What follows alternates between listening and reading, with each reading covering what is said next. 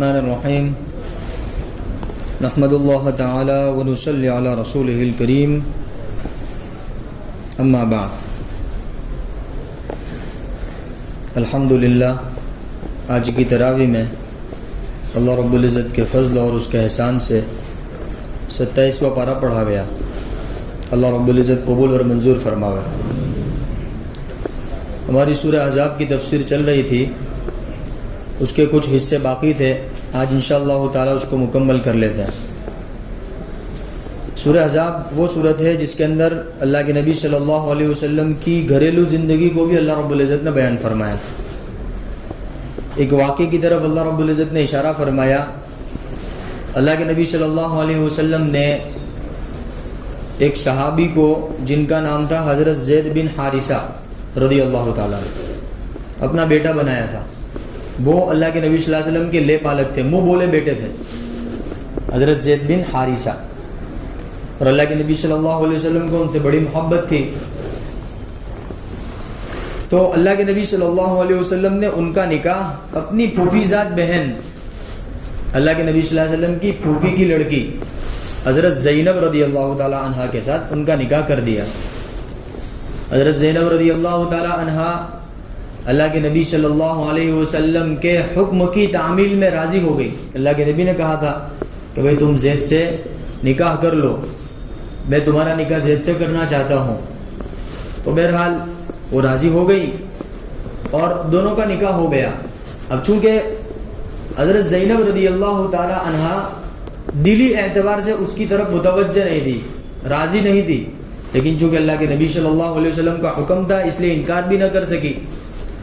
پھر بعد میں اللہ کے نبی صلی اللہ علیہ وسلم کی خدمت میں حاضر ہو کر انہوں نے درخواست کی شادی کے بعد کہ یا رسول اللہ کہ میں زید کے نکاح میں نہیں رہ سکتی. انہوں نے کہا کہ میرے لیے تھوڑی سی عار کی بات ہے، کیونکہ حضرت زید بن حارثہ جو تھے وہ پہلے غلام تھے. اللہ کے نبی صلی اللہ علیہ وسلم نے ان کو آزاد کرا کے اپنا بیٹا بنایا تھا. تو عربوں کے یہاں جو اونچے نسب والے ہوتے ہیں ان کے لیے تھوڑی سی یہ شرم کی بات ہوتی ہے، عار کی بات ہوتی ہے کہ بھئی ایک بندہ پہلے غلام تھا، اب وہ آزاد ہوا، اب ان کے نکاح میں مجھے رہنا پڑ رہا ہے. یہ ان کے لیے اپنی خاندانی شرافت اور وجاہت کی بنا پر تھوڑی سی تکلیف کا سبب تھا، اور ان کے آپس میں مزاج بھی نہیں مل رہا تھا حضرت زید رضی اللہ تعالیٰ عنہ کا اور حضرت زینب کا. تو اللہ کے نبی صلی اللہ علیہ وسلم نے فرمایا کہ اگر نہیں نبھ رہا ہے تو کوئی مسئلہ نہیں، کہ آپس میں کیا دے دو، ایک دوسرے کو طلاق دے دو، جدا ہو جاؤ. لہذا ان کی طلاق ہو گئی اور بہت عافیت کے ساتھ ہوئی، نہ کوئی جھگڑا نہ کوئی اختلاف. ہمارے یہاں جیسی نہیں، ہمارے یہاں تو طلاق کا لفظ سنتے ہی ایک دم پیروں کے نیچے سے زمین سرک جاتی ہے گویا کہ. حالانکہ طلاق کو اگر سمجھا جاوے تو یہ بہت بہترین رستہ ہے ایک دوسرے کے حقوق کی رعایت کا، کہ ایک دوسرے کے جذبات اور احساسات اور اگر ایک دوسرے کے نظریات نہ مل رہے ہو تو آسان سا طریقہ ہے جدا ہونے کا، اور وہ کیا ہے؟ طلاق. اب ہم لوگ اس کو ربڑ کی طرح اتنا کھینچ ڈالتے ہیں کہ جو اچھی چیز تھی وہ ہمارے لیے کیا بن جاتی ہے؟ پریشانی کا ذریعہ بن جاتی ہے. یہ بھی واقعہ پیش آیا. یہاں کوئی مسئلہ پیدا نہیں ہوا، حالانکہ کون ہے؟ دونوں ہی اللہ کے نبی صلی اللہ علیہ وسلم کے قریبی ہے. ایک اللہ کے نبی صلی اللہ علیہ وسلم کے منہ بولے بیٹے ہیں حضرت زید بن حارثہ رضی اللہ عنہ، اور ایک اللہ کے نبی صلی اللہ علیہ وسلم کی پھوپھی کی بہن لڑکی ہے، گویا کہ اللہ کے نبی صلی اللہ علیہ وسلم کی پھوپھی ذات بہن ہے، رشتہ دار ہے، لیکن کوئی مسائل کھڑے نہیں ہوئے. ایک واقعہ تو اللہ رب العزت نے ارشاد فرمایا. دوسری بات کہ جب حضرت زید بن حارثہ رضی اللہ تعالی عنہ نے حضرت زینب رضی اللہ تعالی عنہا کو طلاق دے دی تو اللہ رب العزت نے اس کے بعد قرآن پاک میں ایک آیت نازل فرمائی کہ فَلَمَّا قَضَى زَيْدٌ مِّنْهَا وَطَرًا زَوَّجْنَاكَهَا، کہ جب حضرت زید بن حارثہ رضی اللہ تعالی عنہ نے حضرت زینب رضی اللہ تعالی عنہا کو طلاق دے دی، یعنی ان سے جدائی اختیار کر لی اور ان کی عدت ختم ہو گئی، تو اللہ پاک فرماتے ہیں اے نبی جی ہم نے زینب کا نکاح اب تم سے کر دیا. کس سے کر دیا؟ اللہ کے نبی صلی اللہ علیہ وسلم سے کر دیا. زوجناکہا، کہ زینب کا نکاح کس سے کر دیا؟ ہم نے آپ سے کر دیا. اب جب یہ نکاح، یہ وہ نکاح ہے کہ اللہ کے نبی صلی اللہ علیہ وسلم کی ازواج مطہرات میں جتنے بھی نکاح وہ زمین پر ہوئے ہیں، یہ نکاح ایسا نرالا ہے جو کہاں پر ہوا ہے؟ آسمان میں ہوا ہے. کہ اللہ رب العزت نے نکاح کے ساتھ حضرت جبریل امین علیہ الصلوۃ والسلام کو وہی لے کر بھیجا اور یہ آیت نازل فرمائی کہ زوجناک، ہم نے تمہارا نکاح کر دیا. گویا کہ یہ نکاح ایسا تھا کہ جس میں نکاح پڑھانے والے کون تھے؟ خود اللہ جل جلالہ وعم نوالہ، اور حضرت محمد صلی اللہ علیہ وسلم گویا کہ دلہا ہے اور حضرت زینب رضی اللہ تعالیٰ عنہ کون ہے؟ دلہن ہے. بہت نرالا نکاح ہے. یہی وہ نکاح تھا جس میں اللہ کے نبی صلی اللہ علیہ وسلم نے ولیمے کا اہتمام کیا. بہرحال یہ واقعہ پیش آیا تو جو کفار مکہ تھے ان کو اعتراض کا موقع ملا. وہ اعتراض کرنے لگے کیونکہ کفار مکہ کے یہاں جو منہ بولا بیٹا ہوتا تھا، لے پالک جس کو کہتے ہیں، تو وہ اس کو حقیقی بیٹے کے مانند سمجھتے تھے، اور حقیقی بیٹے کی بیوی کے ساتھ نکاح کبھی بھی جائز نہیں ہو سکتا. تو وہ اللہ کے نبی صلی اللہ علیہ وسلم کو تانا دینے لگے کہ دیکھو اپنی بہو کے ساتھ نکاح کر لیا انہوں نے. کس کے ساتھ کر لیا؟ گویا کہ حضرت زید بن حارثہ اللہ کے نبی صلی اللہ علیہ وسلم کے منہ بولے بیٹے تھے. تو اللہ رب العزت نے اس کا حکم بیان فرمایا کہ تم اپنے منہ سے کسی کو بیٹا کہہ دو تو وہ حقیقت میں تمہارا بیٹا نہیں بن جاتا. حقیقی بیٹا تو وہی ہوگا جو تمہارا نسبی ہوگا، جو تمہارے خون سے ہوگا، وہ حقیقی بیٹا شمار ہوگا. تمہارے صرف منہ سے بول دینے سے وہ حقیقی بیٹا نہیں بن جاتا. اب چونکہ عرب کے یہاں یہ رواج تھا، اس رسم کو توڑنا مقصود تھا، اس لیے ابتدا کہاں سے کی؟ اللہ کے نبی صلی اللہ علیہ وسلم کی ذات سے کی کہ منہ بولے بیٹے کی جو بیوی تھی جس کو طلاق دے دی گئی، اس کا نکاح کس کے ساتھ کر دیا؟ اللہ کے نبی صلی اللہ علیہ وسلم کے ساتھ کر دیا، تاکہ وہ جو زمانے جاہلیت کی رسم تھی اس رسم کا کیا ہو جاوے؟ کلا کما ہو جاوے، وہ رسم ختم ہو جاوے. تو آج سے وہ رسم اللہ رب العزت نے کیا کر دی کہ ختم فرما دی کہ اس طرح کچھ بھی نہیں ہوتا ہے. ہاں حقیقی بیٹا اور اس کی بیوی اگر وہ اس کو طلاق دے دے تو پھر باپ کے لیے اس کے ساتھ نکاح کرنا جائز نہیں ہوگا. وہ تو نسبی بیٹا، حقیقی بیٹا، اس کا یہ معاملہ ہے. منہ بولے بیٹے کا ایسا کوئی معاملہ نہیں ہے. تو وہ رسم توڑنا مقصود تھی، اس لیے بھی اللہ رب العزت نے نکاح کر دیا. اور دوسرا یہ بھی کہ حضرت زینب رضی اللہ تعالیٰ عنہ بڑی اللہ والی تھی. اللہ رب العزت کے نام پر بڑا صدقہ کیا کرتی تھی، بڑا خرچ کیا کرتی تھی. تو اللہ رب العزت کو حضرت زینب رضی اللہ تعالیٰ عنہ کی دل جوئی بھی مقصود تھی کیونکہ ان کا دل ٹوٹا ہوا تھا. اور ان کے لیے سب سے بڑی خوش نصیبی یہ تھی کہ اللہ کے نبی صلی اللہ علیہ وسلم کے ساتھ ان کا کیا کر دیا گیا؟ نکاح کر دیا گیا. تو بہرحال اللہ رب العزت کے نبی حضرت محمد صلی اللہ علیہ وسلم کی زندگی کا یہ ایک اہم واقعہ تھا جس کو اللہ رب العزت نے یہاں بیان فرمایا. اور ساتھ میں اللہ رب العزت نے یہ بھی ارشاد فرمایا کہ ما کان محمد ابا احد من رجالکم، کہ یہ محمد جو ہے صلی اللہ علیہ وسلم یہ حقیقت میں تمہارے والد نہیں ہے، یعنی کوئی تمہارا خون کا رشتہ نہیں ہے، لیکن رسول اللہ، یہ اللہ کے رسول ہیں، وہ خاتم النبیین، اور نبیوں کے سلسلے کو ختم کرنے والے. یہ اسی طرف اشارہ کیا کہ حضرت زید رضی اللہ عنہ کے متعلق لوگ یوں کہہ رہے تھے نا کہ یہ تو حضرت محمد صلی اللہ علیہ وسلم کے بیٹے ہیں، گویا کہ اللہ کے نبی کو ان کا والد کہہ رہے تھے کہ یہ تو ان کے والد ہیں. تو اللہ رب العزت فرما رہے ہیں کہ یہ حقیقت میں ان کے والد نہیں ہیں، ہاں یہ تو اللہ کے رسول ہیں اور نبیوں کے سلسلے کو ختم کرنے والے ہیں. وَكَانَ اللَّهُ بِكُلِّ شَيْءٍ عَلِيمًا. پھر ایسے ہی اللہ رب العزت نے نکاح کے تعلق سے ایک اور حکم نازل فرمایا. وہ یہ حکم نازل فرمایا کہ یا ایھا الذین آمنوا، اے ایمان والو، اذا نکحتم المؤمنات، کہ جب تم مومن عورتوں سے نکاح کرو، ثم طلقتموہن، پھر تم ان کو طلاق دے دو، من قبل ان تمسوہن، بغیر ان کو چھوئے بغیر، یعنی ودائی گیری نہیں ہوئی، رخصتی نہیں ہوئی اور خلوت صحیحہ حاصل نہیں ہوئی، اور ادھر نکاح ہوا اور کچھ ہی وقت گزرا ہے کہ تم نے کیا دے دی؟ اس کو طلاق دے دی. تو پھر ایسی صورت میں کیا حکم ہے؟ تو اللہ رب العزت ارشاد فرماتے ہیں کہ من قبل ان تمسوہن، اگر ان کو چھونے سے پہلے تم نے طلاق دے دی، فما لکم علیہن من عدۃ تعتدونہا، تو اب اس میں ان کے لیے کوئی عدت بھرنے کی ضرورت نہیں ہے. یہ وہ صورت ہے جس میں عورت پر عدت نہیں آتی ہے. باقی اس کے علاوہ جتنی بھی صورتیں ہیں، طلاق کی صورت ہو یا شوہر کے انتقال کی صورت ہو، عورت کو کیا بھرنی پڑے گی؟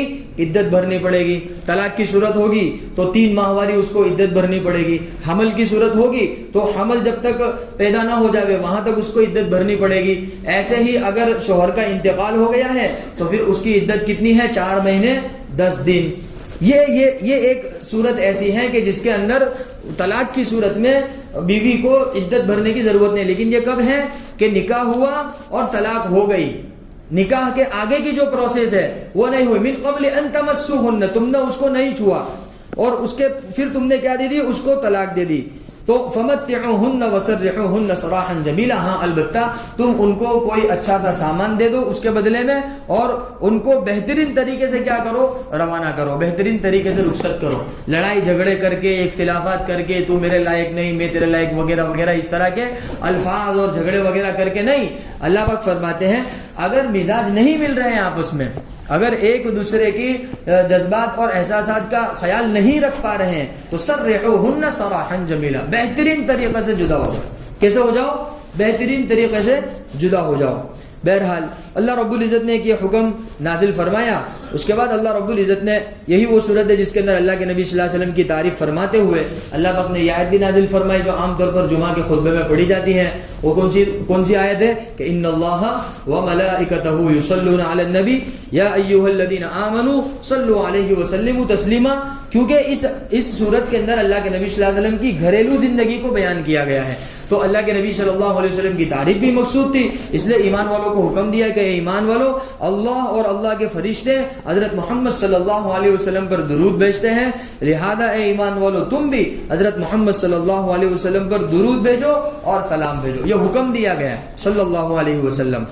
پھر ساتھ میں اللہ رب العزت نے بھی ارشاد فرمایا کہ وہ لوگ جو اللہ کو اور اللہ کے رسول کو تکلیف پہنچاتے ہیں, لعنہم اللہ فی الدنیا والآخرہ, ان کے لیے دنیا میں بھی لعنت اور آخرت میں بھی لعنت. وأعد لهم عذابا عظیما, عذابا مہینا, اور ان کے لیے رسوا کر دینے والا عذاب ہے. اس آیت کریمہ کے ضمن میں علماء کرام نے چند ایک باتیں بیان فرمائی ہیں. جو اللہ پاک نے فرمایا نا کہ وہ لوگ جو اللہ کو اور اللہ کے رسول کو تکلیف دیتے ہیں.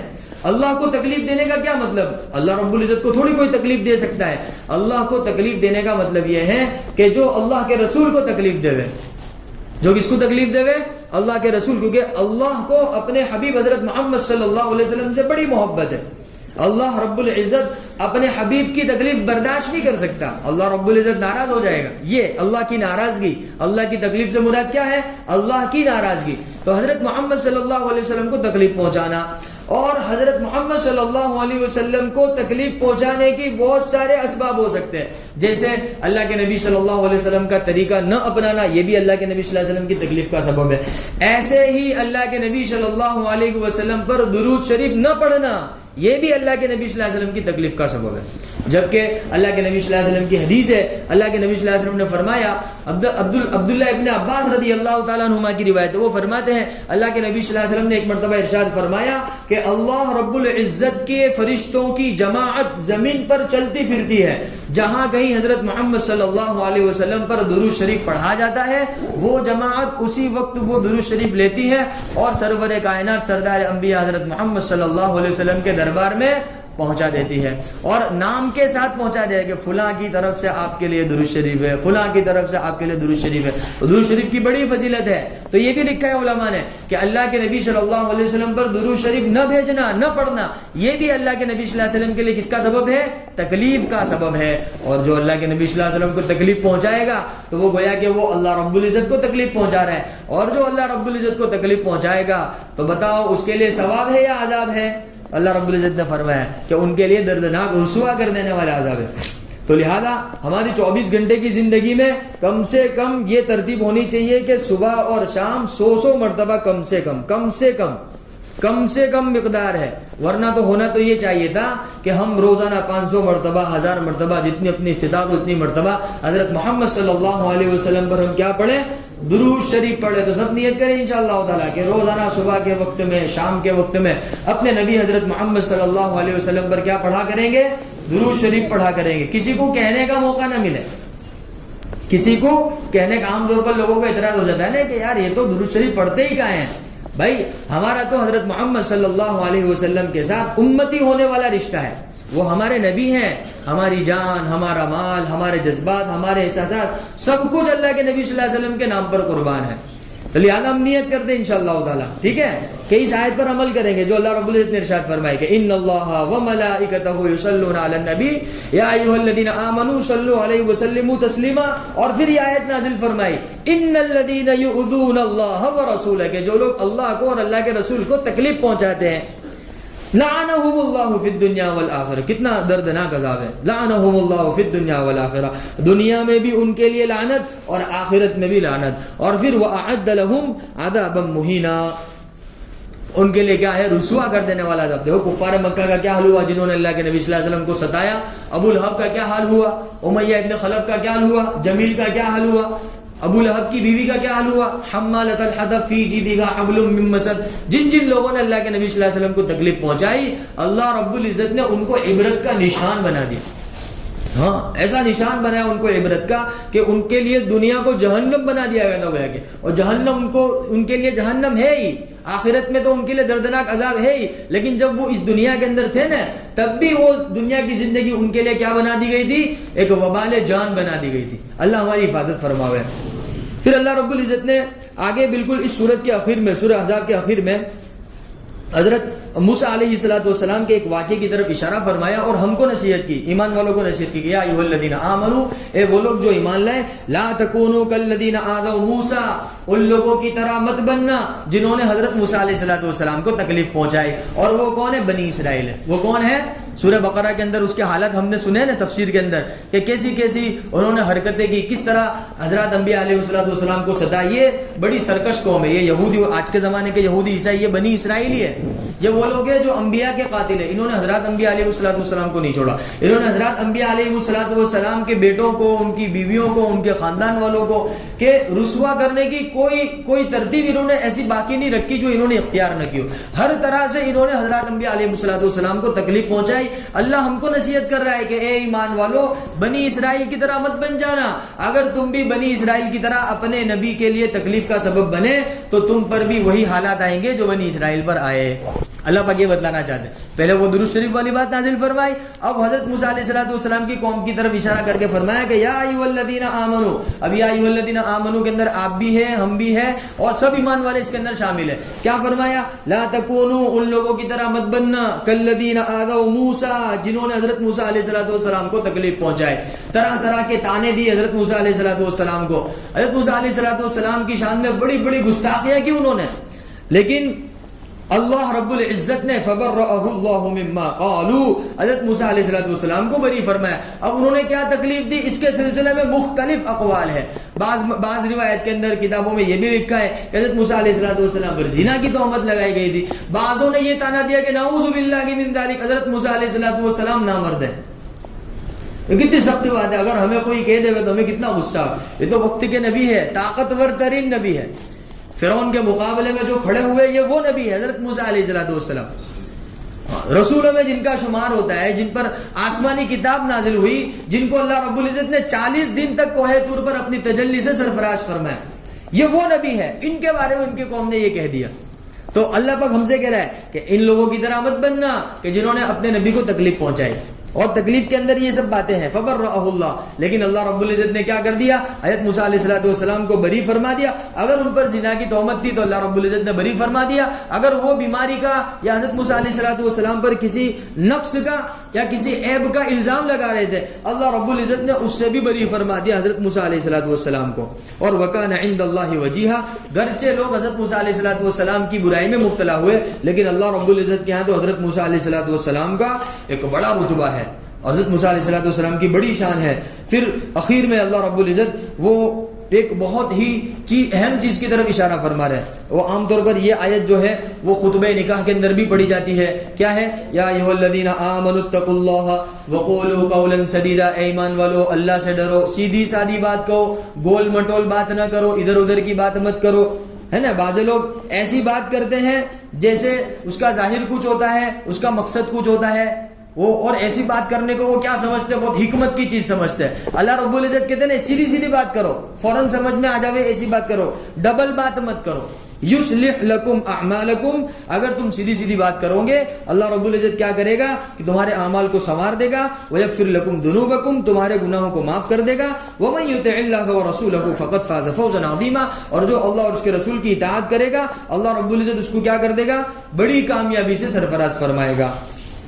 اور پھر اللہ رب العزت نے ارشاد فرمایا کہ اس قرآن پاک کے تعلق سے، شریعت کے تعلق سے اللہ رب العزت نے بہت اہم بات ارشاد فرمائی کہ جب اس قرآن پاک کو اللہ رب العزت نے اس شریعت کو نازل فرمانے کا ارادہ کیا تو اللہ رب العزت نے ارشاد فرمایا کہ انا عرضنا الامانت، یہ جو امانت ہے اللہ رب العزت کی، اس کو اللہ رب العزت نے آسمانوں کے سامنے پیش کیا کہ بھئی تم قبول کرو. یعنی اس کے اندر کیا ہے؟ نماز کا حکم ہے، روزے کا حکم ہے، زکوٰۃ کا حکم ہے، زنا سے بچنے کا حکم ہے، شراب سے بچنے، یعنی پوری شریعت، کرنے والے کام، نہ کرنے والے کام، یہ پورا کام کاج ہے، یہ پوری شریعت اللہ رب العزت فرما رہے پہلے ہم نے آسمانوں کے سامنے پیش کی کہ تم اس پر عمل کر کے دکھاؤ، اسی طرح زمین کے سامنے پیش کر کے تم اس کے اوپر عمل کرو، اسی طرح پہاڑوں کے سامنے پیش کی اللہ رب العزت نے امانت کہ تم اس کے اوپر عمل کر کے دکھاؤ. فَأَبَيْنَ، وہ پیچھے ہٹ گئے، وہ ڈرنے لگے. فَأَشْفَقْنَ، وہ فَأَبَيْنَ أَن يَحْمِلْنَهَا، وہ اس کو لینے سے پیچھے ہٹ گئے.